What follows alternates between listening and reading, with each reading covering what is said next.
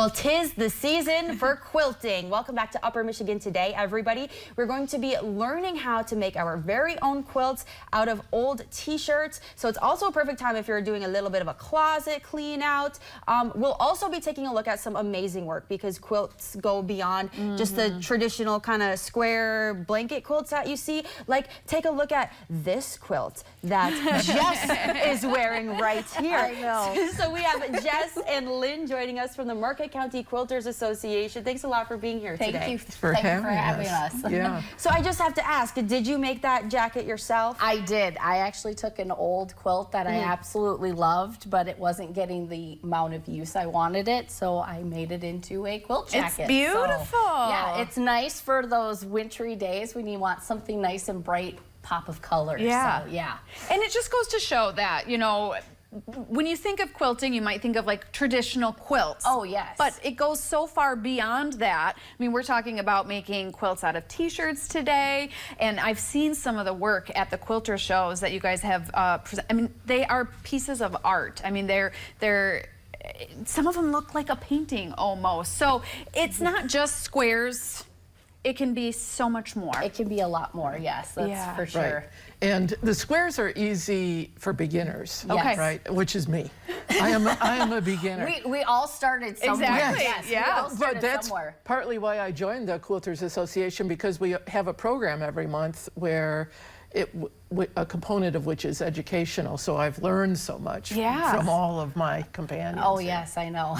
Yeah. So you're part of the Quilters Association. Who makes up the association? And you said you're kind of new to it, so who can be a part of it?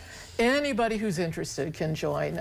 We have people who've been quilting for 50 years. And others like me. And a couple others who are just getting started. So we have a wide range of experience and ability levels, and we're there to share our knowledge with everyone. So it's not, we don't want to gatekeep quilting. We want to bring more people into quilting. So it's a great way to pass time when it's cold outside and you don't want to go out and do anything. It's a great way to just, you know, enjoy and work with your hands. Yeah.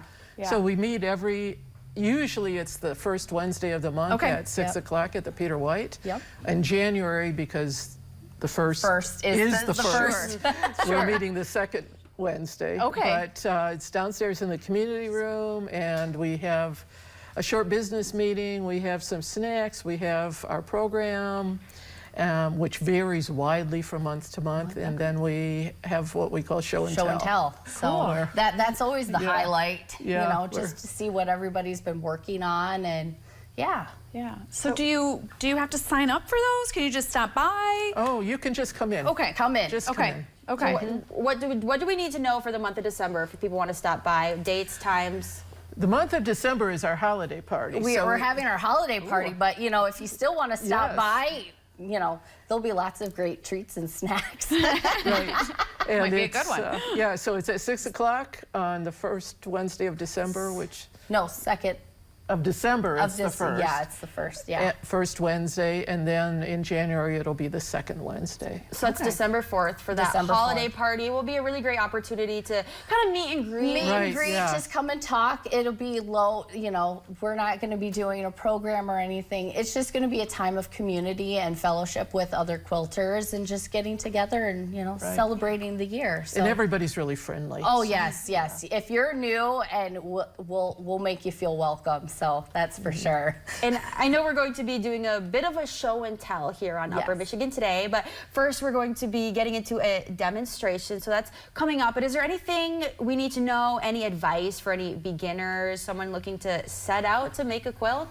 Many of the quilt shops locally offer classes. That's how I got started. I took a class at Alley Cats, and then I took another class at Alley Cats, and then I joined the Quilt Guild, and then I've taken classes at Time Flies in Negaunee, and they have some are introductory quilting and some are to make a specific project, and that's really helpful because you get a teacher right there who, when you're confused. To kind of hold your hand. So, and you know, I teach out at Miss Good Stitch and Munising, so we have all of these are great resources. So whether you're here in Marquette, you're in Elder County, whatever, there is a store near you to help you maybe get started, or, you know, or come to the Quilt Guild and say, hey, I'm interested in getting started, and we can help you, point you to those resources, or get you set up with maybe even somebody who's like, hey, I'll take you, and let's come over and let's go sew. Yeah. Oh yes, for sure. So, well, you guys have brought all kinds of equipment here today, and there are so many beautiful quilts, and we're going to be sharing them